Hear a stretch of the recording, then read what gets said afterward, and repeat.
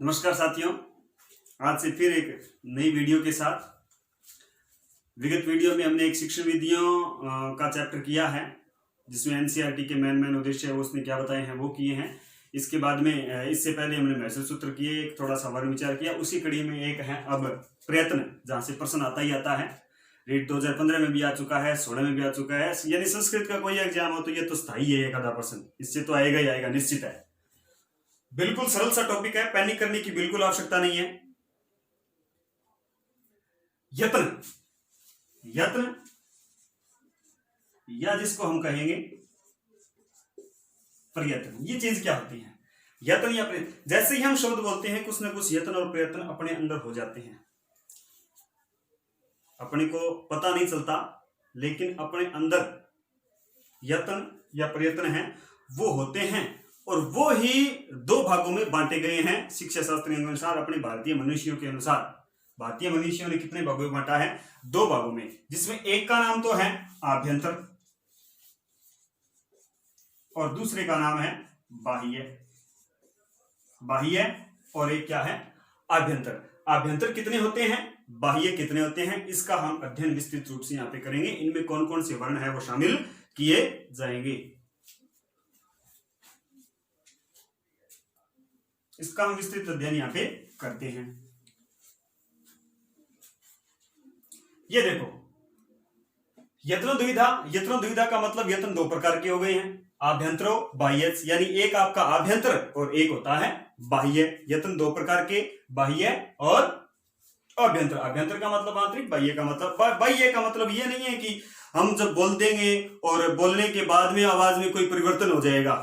ये तो थोड़ी है कि जैसे बोल मैं रहा हूं और आगे जाके किसी लड़की की आवाज बन जाएगी, या कोई लड़की बोल रही है और जैसे ही वो शब्द बाहर निकालेगी वो किसी लड़के का शब्द बन जाएगा। ऐसा नहीं है। हालांकि ये प्रयत्न दोनों ही आंतरिक है, लेकिन यहाँ पे कोई मुख के अंदर होता है अभ्यंतर और गले के अंदर होता है वो बाह्य प्रयत्न कहलाता है। सबसे पहले हम लेते हैं, इसके 5 भेद हैं। कौन कौन से? सैपृष्ट, ईसत सैपृष्ट, विवृत, ईसत विवृत, और लास्ट आपका 5वां है संवृत। दोबारा सुन लेना, सैपृष्ट, ईसत सैपृष्ट, विवृत, ईसत विवृत, और एक आपका है संवृत। देखो सैपृष्ट, सैपृष्ट में हमने पहले भी किया था सप्रश वर्ण जितने भी हैं। सप्रश वर्ण कौन कौन से? कादियो, मावसाना, सप्रसा। यानी आदि में तो कै है, आदि में कै का मतलब कैसे तो शुरू होना है और रुकना कहां पे है? मैं तक। यानी कैसे लगा करके लिख देते हैं हम मैं, कैसे मैं। कुल कितने हो जाएंगे ये? 25। कैसे लगा करके मैं तक जितने भी स्पर्श वर्ण है वो क्या कहलाएंगे? अपने सैपृष्ट कहलाएंगे। इसके बाद में ईसत सैपृष्ट। ईसत सैपृष्ट में हम क्या लेंगे? यणो अंतस्था। चाहे तो उनको यण कहो, चाहे क्या कहो, अंतस्था। ये बात बार बार ध्यान रखने योग्य है कि अगर यण आपसे पूछें तो आपको क्या लिखना है? य, व, र और ल। और सीधे अंतस्थ आ जाए तो हम लिख सकते हैं य, र, ल और व। कैसे मैं तक 25 वर्ण आ गए सैपृष्ट। इसके बाद में आ गए यरल या येवरल, चाहे अंतस्थ को, इधर यण वर्ण है, 4 हो गए ये, जिनको आप कहोगे ईसत सैपृष्ट। ईसत सैपृष्ट, ईसत का मतलब होता है थोड़ा, और सैपृष्ट मतलब यानी मुख है। मुख जो उच्चारण करते इसमें बिल्कुल थोड़ा खुलता है, कम खुलता है, इसीलिए इनका नाम क्या है? ईसत सैपृष्ट, उसको कहते हैं ईसत। अब देखो विवृत। विवृत का मतलब मुख विवार रूप से फुल खुले, वो होता है विवृत। विवृत में हमने लिखा है कि सर्वे स्वरा, यानी इसके अंतर्गत स्वर हैं, वो सारे के सारे स्वर हैं वो इसमें आ जाएंगे, इसमें स्वर आ जाएंगे, सभी स्वर हैं वो क्या कराएंगे? आपके विवृत। इसके बाद में देखो कैसे मैं तक 25 यहां पे आ गए, यरल या यरल यहां पे आ गए, सारे के सारे स्वर हैं वो यहां पे आ गए। बच गया क्या? ईसत विवृत। ईसत विवृत का मतलब फिर मुक्त देगा। उस्मान, उस्मान का मतलब उष्म वर्ण ही रहे हैं, वही बचे हैं। तो श, स, श और है, ये क्या आ गए? आपके उष्म वर्ण, जिनको सल वर्ण भी कहा जाता है। इसके बाद में है संवृत, स और क्या आ जाएगा? है आ जाएगा। इसके बाद में लास्ट अपना है संवृत। संवृत में क्या चीज आती है? संवृत में आएगा केवल ह्रस्व ए, ध्यान रखना, ह्रस्व क्या आएगा?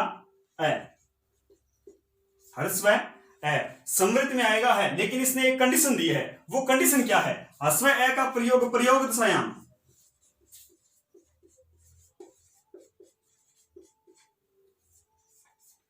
ये आपको मिलेगा। अगर यहां से प्रश्न आता है संवृत्त में से, अगर इसके अंदर जाएगा तो आपको ऑप्शन मिलेगा कि ह्रस्व ए का प्रयोग प्रयोग दशा में कहां होगा। तो प्रयोग दशा में तो ये क्या रहेगा, संवृत्त का संवृत्त में रहेगा। मतलब कहने का हो गया कि प्रयोग दशा होगी तब तो ये किस में रहेगा, इसी में रहेगा। अब देखो प्रयोग दशा होती क्या है, जैसे हमने राम नाम लिया, जैसे हमने नाम ले लिया, राम लिख दिया, अब इसके लास्ट में क्या आ रहा है, ए आ रहा है, हम प्रयुक्त कर रहे हैं। जैसे बालक, जैसे नहार, जैसे किसी का नाम ले रहे हैं, वहां पे लास्ट में आ रहा है तो हम प्रयुक्त कर रहे हैं, प्रयोग कर रहे हैं। ये तो क्या गई, प्रयोग दशा। अगर इस यहां पे हो गई प्रक्रिया दशा,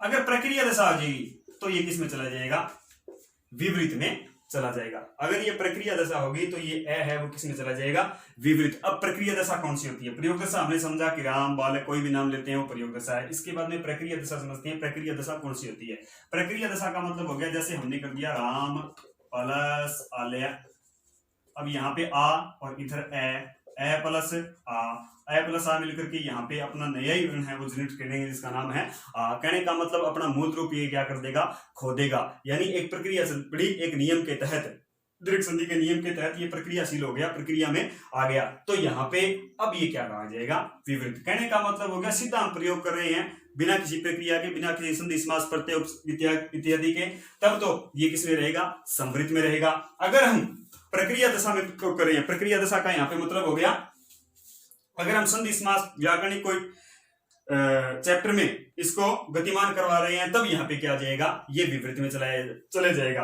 तो अभ्यंतर प्रयत्न 5 होते हैं, सपृष्ठ, ईषद सपृष्ठ, विवृत, ईषद विवृत और क्या आ जाएगा, संवृत्त। सपृष्ठ में कौन कौन सी आ जाएंगे, कादियो मावसाना सप्रसा। कादियो मावसाना सप्रसा का मतलब हो गया कैसे लेकर के मैं तक 25 वर्ण सपृष्ठ होंगे।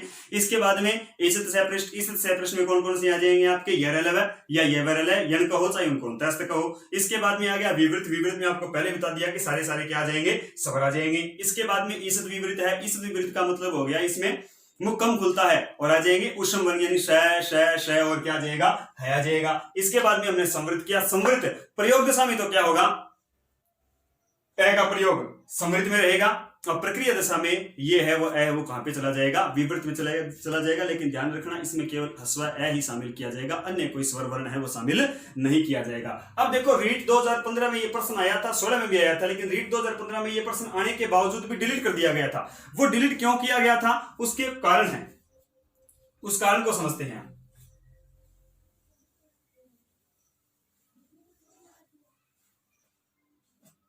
रचना है सिद्धांत कौमुदी।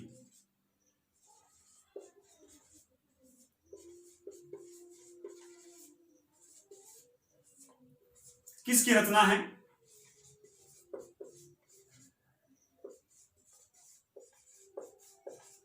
भट्टोजी दीक्षित की रचना है सिद्धांत कौमुदी। और सिद्धांत कौमुदी रचना किसकी है, भट्टोजी दीक्षित की।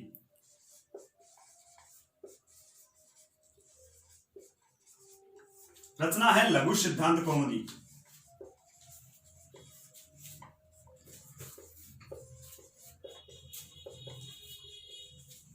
ये रचना किसकी है, वरदराज की यानी वरदराज आचार्य की। सिद्धांत कौमुदी रचना है भट्टोजी दीक्षित की, लघु सिद्धांत कौमुदी रचना है वरदराज आचार्य की। दोनों ही रचनाएं वर्तमान में संस्कृत व्याकरण में प्रचलित है। अब ये भट्टोजी दीक्षित हैं, वो तो अभ्यंतर प्रयत्न कितने मानते हैं, 4। लघु सिद्धांत वाली वरदराज आचार्य हैं वो मानते हैं कितने, 5। सही ये भी है, सही ये भी है, कंफ्यूजन की घड़ी है। अब ये देखो 4, ये तो 5 हो गया, 1 2 3 4 और 1 5। अब ये 4 कैसे करता है, एक कट कौन सा करता है, ये कट नहीं करता है, ये जो ईषद विवृत है, इस ईषद विवृत को किसके अंदर शामिल कर देता है, विवृत में। इसका कहना यह है, यानी भट्टोजी दीक्षित का कहना यह है कि विवृत के बाद में ईषद विवृत को अलग करने की कोई आवश्यकता नहीं है, इसको इसके अंदर शामिल रखो। तब कितने हो गए, 1 2 विवृत 3 और संवृत क्या हो गए, 4। अब रीट 2015 में जो प्रश्न आया था उसमें सीधा पूछा था अभ्यंतर प्रयत्न कितने होते हैं, वहां पे 4 भी ऑप्शन था और वहां पे 5 भी ऑप्शन था। इस कंफ्यूजन परिस्थिति बचने के लिए दोनों ऑप्शन लेने के लिए दे दिए थे वहां पे, इसीलिए वो प्रश्न पूर्णतः शुद्ध हो गया था और उस प्रश्न को डिलीट किया गया था। लेकिन फिर फर्स्ट ग्रेड हुई। फर्स्ट ग्रेड में ये प्रश्न आया था कि लघु सिद्धांत कौमुदी के कितने, लघु सिद्धांत कौमुदी के अनुसार अभ्यंतर प्रयत्न कितने हैं, तो कितने आए, उत्तर 5 हैं। और अगर सिद्धांत कौमुदी के अनुसार पूछे तो कितने आएंगे, 4। 4 और 5 दोनों ऑप्शन साथ में हो तो आपको फिर तो ये होगा ही नहीं, प्रश्न डिलीट हो जाएगा, ऐसा पहला हो भी चुका है पहले। और अगर ऑप्शन अलग अलग हो तो कोई दिक्कत ही नहीं है। लेकिन ध्यान रखना, लघु सिद्धांत कौमुदी रचना किसकी है, वरदराज आचार्य की है, वरदराज की है। सिद्धांत कौमुदी किसकी है, भट्टोजी की है। सिद्धांत कौमुदी के अनुसार अभ्यंतर प्रयत्न कितने हैं, 4 हैं। ये इस द्विवर्त को अलग से नहीं मानते हैं। और लघु सिद्धांत कौमुदी के अनुसार ये कितने हैं, अभ्यंतर प्रयत्न 5 है।